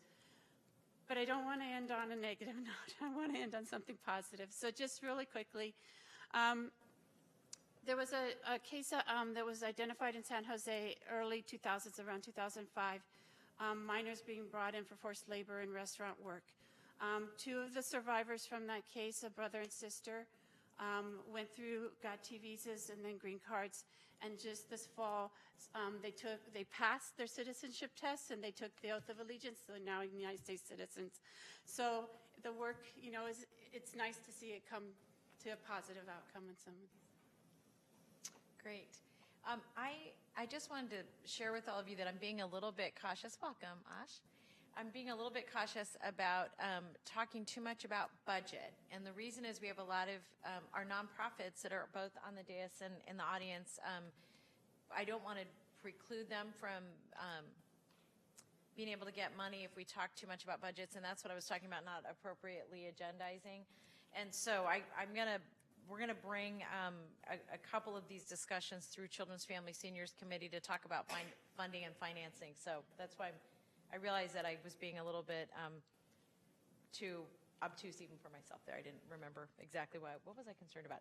So all that being said, there were a couple of updates I just wanted to give on the last point that Lynette raised, and that is that as part of an investment that the county made in immigration, I think we've invested a little over maybe $4 or $5 million in all kinds of services for people who are undocumented in our community, but a big load of that is landing on legal.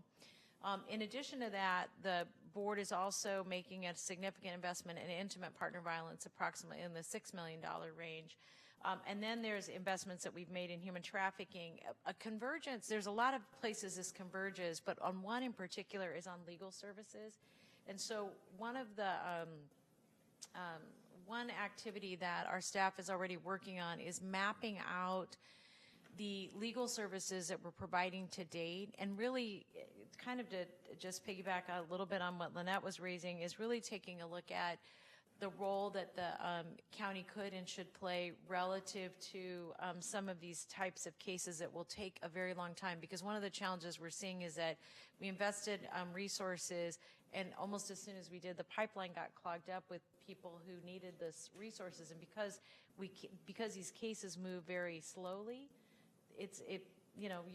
we have only so much money and so many people moving through them. So we're taking a look at two different issues. One, how to triage those cases. And two, the other thing that we've asked county council to take a look at is adding 3 attorneys to county council that will be available to firms that take on pro bono cases, particularly as they're taking them through the federal courts, because people like to do more appellate federal stuff. It's sexier, but what they're afraid of is that they end up with a case and the nonprofit can't continue to support them through the process, meaning the nonprofit can't continue to give them information or update them on the case, or frankly to update them on the ever-changing laws. Because as you just heard Lynette talk about, all of the changes that she just addressed happened within, I want to say, the last 45 minutes, but that's what it feels like with the federal government, right? It's like every day there's a new rule, new executive order, and so we have a lot of pro bono law firms that are a little nervous about taking on these cases because they don't really understand what the implications of them are. So county council will come back to the board with a recommendation on that. We were looking at 2 of them to have a specialty in immigration, 1 of them to have a specialty in housing, because that's the other place that we're seeing a large convergence of need from all of our communities. I don't know when that will come back to the board. My guess is that discussion will come back to the board in January, and the significance of that is any changes that we need to make. We have mid-year budget, February, March, and then we have our budget process that happens in June. So we're trying to do this research now broadly so we can understand what's the most appropriate place for our investments. Any questions about that? I know that was a lot of information, but we've been thinking about this from a lot of different angles. No? Ash, you just missed them bragging about you. They were talking about the bill you got signed to make sure everybody in public transportation gets trained to be able to help us with human trafficking and other at-risk people. So thank you. I'm going to give them a little round of applause here. Now you're going to want to come to these meetings all the time. All right. Was there anything else, Julie, that you or Lynette wanted to add? I'm done. How about you, Lynette? Okay. Any comments or questions for the Office of Women's Policy? No? Okay. So then, thank you very much, and keep up the good work. And we're going to move on then to item 8, which I think is my report. Is that right? Oh, thank you. Item 9. Thank you very much. So this is a verbal report on regional anti-trafficking and prostitution prevention collaborative. So you all may know that last budget cycle, we, the board in Santa Clara County, in partnership with the district attorney's office, reached out to Alameda County to say, hey, what if we co-invested in a regional task force, a regional collaborative, to be able to address human trafficking? And the reason we wanted to do that is we recognize that as we're arresting people here in Santa Clara County for all kinds of things, that they often have an Alameda County address and vice versa. And so we were trying to figure out how is it that we could do a better job of refining or aligning our work. So we under the leadership of Sharon Denoa, who's been doing just a fabulous job of keeping us all connected, we have taken a deep dive on a number of different areas to look at opportunities for collaboration. Now, what I would say is that the counties are very different, and we're working really closely with the district attorney there and also with my counterpart, a member of the Board of Supervisors, Scott Haggerty, to take a look at where there may be opportunities for us to look at both joint investments for supportive services, but actually joint investments for investigations and even learning strategically about how to investigate. I think one of the points that was raised earlier by, I think it might have been Patrick, is the whole problem we're trying to deal with in the county of Santa Clara is the same deal. We could squish it in Santa Clara County and it jumps right over the border to Alameda County, and frankly, vice versa. I will just add that we've had a couple of we had one initial meeting with them. We're in the process of trying to schedule a second. We're going to take a look at whether or not it makes sense, whether or not, frankly, we're ready to be able to do this cross-county collaboration, or whether or not we will just reinvest and double down in coordination and collaboration in this county. And I think part of that will be answered by the work of the Light Task Force, the District Attorney's Office, the Sheriff's Office, along with our local police agencies, to give us a sense about whether or not we still need to do more work here before we try to go cross-county, and at the same time continue to build relationships in Alameda County. And we've really been blessed that both DA Rosen and myself have relationships there, but also that Sharon and the South Bay Coalition to End Human Trafficking have been doing work regionally for a while, so they've got some very good street credibility in that community. So we'll report back and let you know more about what we find is an appropriate next step. Yeah, Shay. So I just wanted to bring something up, is that when you mentioned earlier, someone said that when you push them out here, they move to another county. A lot of people being trafficked are moved around all the areas anyways. Yeah. Many of them are shifted. It doesn't matter if you have a collaboration here, they're moved throughout all, and some will be pushed where you're getting more higher, people here, you're having them there, they will move accordingly. So the collaboration is maybe being more just informed about the work, but really lean on, and I can tell you this as a survivor, lean on the people that are on the grounds. And that are out here really doing the work, because once it's punitive, once you reach to this point, it's much harder, as they showed the numbers, for people to want to admit or they want to come forward. So I'm listening here, and I really appreciate all the work, but sometimes you really have to rely on the data and the relationships and what you're hearing on the ground to make the best investment in how to support people like myself who would not have before went to law enforcement or went into any agency. Anybody else on this subject? Yes, Linda. I just also want to mention, in one of the recent law enforcement actions that occurred in the Bay Area, there were 6 survivors identified on site when law enforcement moved in. Since then, about 70 former workers have come forward, many of whom are trafficking survivors. And I think sometimes we forget that especially where the trafficking has gone on for a long period of time, there are survivors who are maybe no longer in this situation, but will need, both can be part of an investigation and a prosecution, but also will need the supporting services. And sometimes they've scattered to different parts of the Bay Area, so we're looking at sort of dealing across counties that way as well.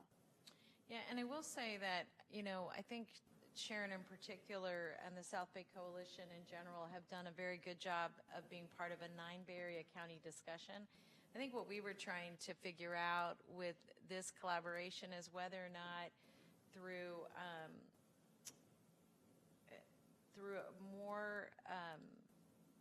a more meaningfully deep collaborative process, we could do a better job on some of our key investigations, and also take a look from each other about what we're learning from and being able to quantify what we're learning. And that I don't think we're doing. I don't think that's happening in the 9 Barrier counties, and I don't think it's happening nationally. I think the one benefit that we all have is being able to work with Polaris, who I think has done a very good job of getting as much data as they can on a really macro basis, but it's really not enough to get, I feel like, to get micro and really do a better job. But we'll report out and let you know how our conversations go with them. Our last item, besides announcements, is we're going to receive federal, state, and legislative updates. And Ash, I don't know if you wanted to start, and then we'll move to our colleagues. Welcome, all of you. Well, thank you so much for having me, Supervisor, and to all the commissioners for the work that you do. And being in Sacramento, I get to brag a lot about what Santa Clara County does. And really, it's the folks that are here at this table that work so well together, certainly to protect victims of trafficking. And so I just wanted to come and now that we're done with our legislative session, I'm back home to give an update on this particular issue from Sacramento and the work that's being done. You may have, it sounds like you alluded to AB 2034 earlier, which is a bill that really evolved here, right, with the work that was done here in this county with VTA.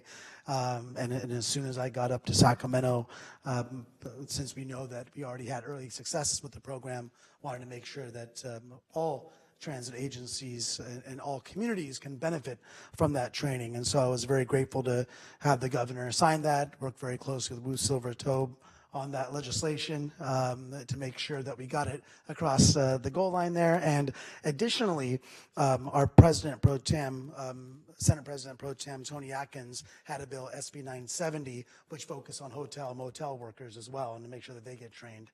And so I think those are two industries, obviously, where you see a lot of victims of trafficking and traffickers themselves flow through those systems, as we heard from Commissioner Franco Clausen a moment ago, that it's not a stationary type of industry. They're moving people. And I think that having hotel workers, motel workers, and transit workers educated on how to identify victims and how to identify perpetrators, I think is a huge step. And we're the first state in the nation to require that. So I'm very grateful to the support I got here locally in pushing that legislation forward. But ultimately, the legislature passed it and that the governor signed it. Unfortunately, there was another bill, AB 1913, which I was working most closely with CAS, the Coalition to Abolish Slavery and Human Trafficking, which would require foreign labor contractors to register with the California Labor Commissioner, and really designed to protect foreign labor contract workers from human trafficking. It's a bill that actually was passed by former President Pro Tem Steinberg a few years ago, but because of the way that it was put into the code, it actually only applied to a very narrow subset of workers. So we were trying to it was really a legislative fix. However, nothing is that simple. When other industries realized now it was going to cover a much broader range of industries, they fought back. We weren't able to get enough votes to get it off the floor of the Assembly. I'm very grateful to my principal co-author, Assemblyman Lorena Gonzalez-Fletcher. We work together on a lot of these kinds of bills for pushing alongside me to try to get it through, but we couldn't do it. The most virulent opposition we got was from the agriculture industry, farm workers. And so the farm work contractors, that is, that work with the farms to hire farm workers. So we'll see if we want to bring that a bit back again this next year, but it's definitely it was a disappointment that we had as well. And as you know, these are the kinds of issues that we have to continue to work on time and again. On the budget front, some positives. From 2014 to 2017, the state has appropriated $25 million for the Human Trafficking Victim Assistance Fund that allows for grants. I think over 21 organizations around the state have successfully applied for grants over that time period. This year, under the leadership of President Pro Tem Tony Atkins, that amount was boosted to $10 million for 2018-19. And so I hope the organizations that are working here locally will continue to apply for those grants. and we know the need here in the Bay Area is extraordinarily great. And so this is an issue that I worked with many of you when I was on the city council, and will continue to work on this issue in the years ahead from the state level. And it's an issue that is certainly a global issue. And I want to end by mentioning in December, I'm leading a state assembly delegation to India, and one of the things I wanted to do was try to identify an organization that's working on these issues in India. And so we have identified an organization in Mumbai, Prerana, which means inspiration. And we're going to go to the red light district where they work to try to rescue women and also offer education to the children of trafficked women in Mumbai. And so I mentioned that because obviously there's a big reason why the Bay Area has such a large percentage of both sex traffic, human traffic, for the labor trafficked, and a big part of that workforce that's illegally being enslaved and brought here is from Asia. And so trying to identify what's being done on the ground there before they enter an international market, I think is something that's helpful for us as well. I know that other members go to other regions, Cambodia, Thailand, other areas as well.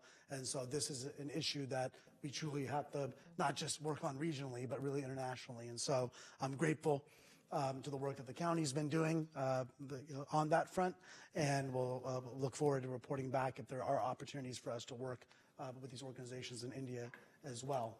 But in the meantime, in the year ahead, I think that we will certainly seek to continue to increase funding to the organizations that are on the ground here locally and throughout the state that are doing the tough work. And whenever there are opportunities for us to bolster resources for law enforcement, prosecution, and the work of the board, certainly let me know, and I'd be happy to do whatever I can to be helpful in that regard. So thank you. Thank you very much. I don't know if either of you have anything to report. Please go ahead and jump right in.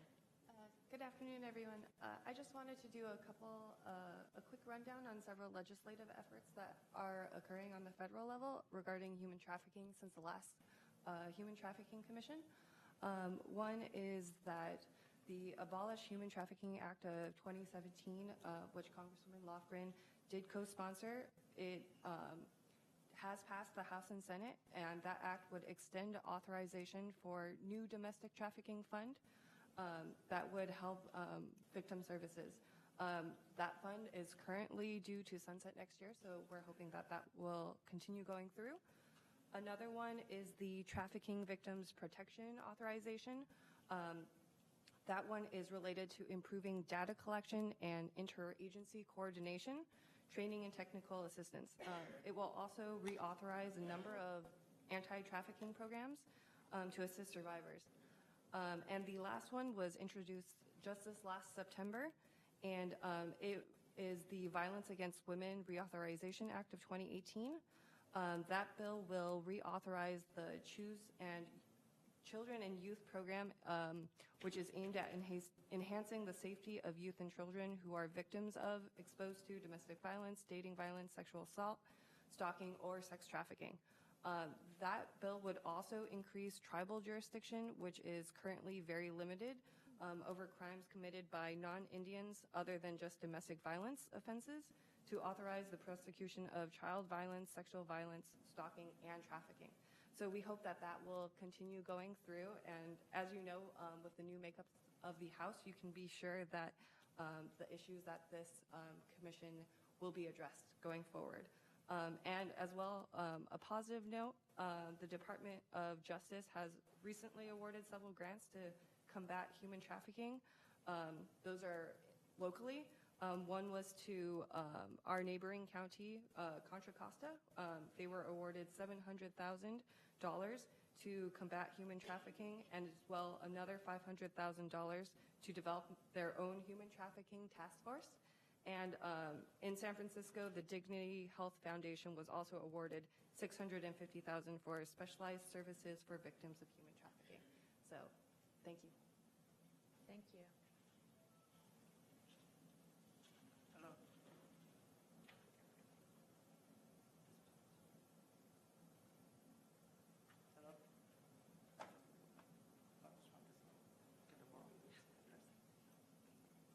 Thank you.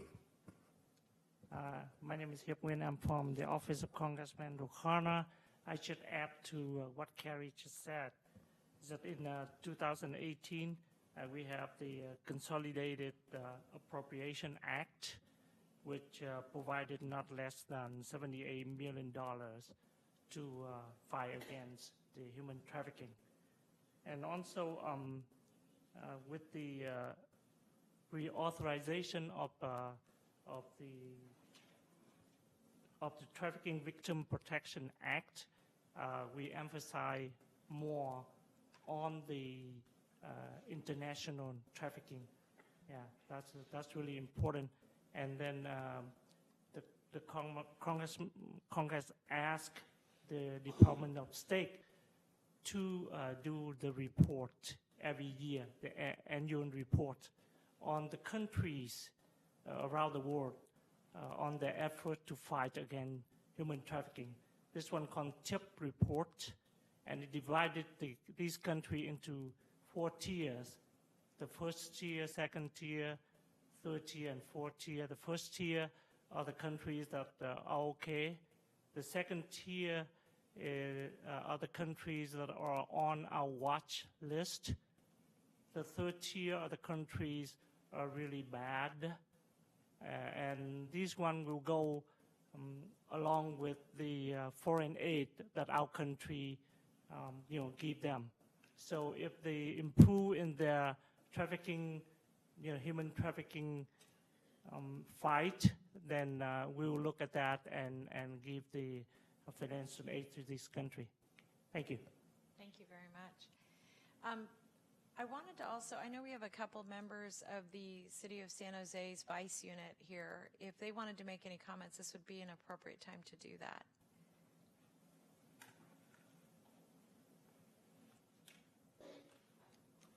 Welcome.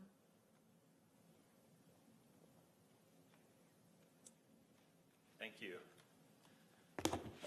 Just very quickly, I kind of wanted to talk a little bit about our efforts toward the illicit massage businesses that were in the city of San Jose. And this was a major push that we started in January of this year. And the problem was so bad, it actually landed on our city council's priority list as number 10 of all the major issues in the city of San Jose. So right around the time that we were starting our enforcement efforts, the Polaris report came out, which I'm sure many of you have read, and it identified Santa Clara County as having the 3rd highest concentration of illicit massage businesses amongst other counties in the United States, next to Orange County and LA County. So that report was really a catalyst for our program. And every jurisdiction's different. This program that we implemented worked very well for us. And I just wanted to talk about it very briefly, if you're interested in hearing about it. And what we did was we had a non-enforcement component and an enforcement component. So the enforcement component was all about our undercover operations, which we increased significantly. The non-enforcement component was called the Landlord Education Program. So we actually were able to track down the landlords of these businesses. And a lot of them, other than maybe having their property management company make the deal with the tenant, they had no idea what was going on in their property. A lot of them live in various areas of the county, and I'd call them directly, bring them down to the police department, have a sit down with them, and what I'd actually do is show them the erotic reviews that were online. I'd usually have 3 of them printed up. We'd go over those. We'd give them a letter from the Vice Unit, and then we'd talk about how they don't have the proper permits to be operating in the city of San Jose. So by the time we got done with all that, their head was pretty much spinning. And they absolutely wanted to cooperate with us. And they were very helpful in getting out their tenants. And that was 100% non-enforcement. That was something that typically I did or my Sergeant Rick Galea would do. So that was a very successful program. So what we did as far as covert operations, we did 60 covert operations in 9 months, and we did 114 landlord education meetings. At the same time, our code enforcement unit ramped up their efforts with 463 inspections, 193 compliance orders, and 106 citations. So the results of this huge effort that we started in January, 107 massage parlors have closed. We're actually up to about 125 as of today. 33 are in process and expected to close, and there's only 45 that have not been subject to the owner education program or a covert operation. So one of the startling statistics we found, of those 60 covert operations, 90% of them were offering prostitution services. And we suspected they were because we'd read the reviews online, we were getting tips from citizens, a lot of information was coming into us, and so we had a good idea of what we were going to find there, but we were surprised to see that really in only 6 cases we were unable to make a prostitution case. And a lot of those, they just suspected that we were the police. So, and you know, the vetting of our officers increased as these operations increased because the word was out that we were doing heavy enforcement. So we really saw an impact there. So kind of a residual effect of this effort, a 950% increase in massage permit applications. So we actually have people coming down to the police department now and applying for a massage business owner's permit. And prior to this, we only had maybe 7 in the entire city of San Jose. So yeah, in 2016, we had 4. 2017, we had 7. 2018, 67. So, and that's just, you know, it shows that people are coming into compliance, and that's what we really wanted to see. So some other interesting trends that we're seeing with the massage parlors now, what the sex traffickers are saying online, or I should say the sex buyers. I'll just read a couple quotes here. Anyone looking to trade AMP info in San Jose. So this guy cannot find an Asian massage parlor that's offering extra services, so he's willing to trade information to someone else if someone gives him information. Police are using reviews from Rub Maps to shut down AMPs. The San Jose scene is literally dead. The department has San Jose on lockdown. Better Massage in Milpitas and Cupertino. And it was mentioned earlier, we're seeing, you know, this problem being displaced. We are pushing these places into other jurisdictions. We didn't intend for that to happen, but that's just what has happened. They're going to agencies where there's less enforcement, maybe less rules and regulations. So collaboration with our law enforcement partners is essential moving forward, and that's something that we're definitely trying to do. Some other trends, the prices have gone up 30 to 40% at the massage parlors. You're looking at a 2-hour wait now at a massage parlors. And there's, like I said, there's only a couple dozen remaining that we have not gotten to yet, but we plan on getting to every one of these. Now, real quick, moving forward, we are trying to integrate an advocate into our operations. We are trying to involve some of our law enforcement partners into what we're doing. This was kind of a new program that we launched just to get a handle on this problem. And now that we're kind of in maintenance mode, we really want to implement more advocacy into what we're doing. So, you know, we've met with Community Solutions as well as some of our other human trafficking groups. They've agreed to come out with us on some of our operations. We will, of course, be working with the Light Task Force. And I've talked to Jason Taw of our Sexual Assault Investigation Unit about having our human trafficking unit, that officer, come out with us because he has enhanced training. We're all trained, but it's always good to have somebody there who has enhanced training in case there's something that we miss. And that's all I have. Are there any questions? Are there any questions for any of our presenters? We're looking forward to working with you. Thank you. Oh. Yes, of course. I was just wondering, you closed amazing outcomes. I'm wondering if you knew the percentage of survivors. So even with the landlord education, did those potential survivors have referrals, access to services? How did that work out? Well, like I said, we're all trained in identifying victims of human trafficking. But what we found is these women just did not want to talk to us. Sometimes there was a language barrier, And in that situation, if we knew in advance the language that the potential victims would be speaking, we would try to have someone there who spoke that language, because it's very difficult to make anything happen over the phone through a translation service. But as you know, when you have 5 or 6 police officers coming into a business and we're taking an enforcement action, it's not exactly an environment where a victim may feel comfortable coming out that she's being trafficked. Of course. So that's something that we are very aware of. And as you know, these victims are told that the police in this country are corrupt, or maybe their family could be hurt if they cooperate with us. So what we found is it's very difficult to make that case. So in talking to some of our advocacy groups, what we want to do is make sure we have literature on hand moving forward to give them in various languages, because like I said, sometimes it's difficult for us to know in advance, so we can get them those resources they need. And if they feel comfortable coming forward later, they will at least have those resources available to them.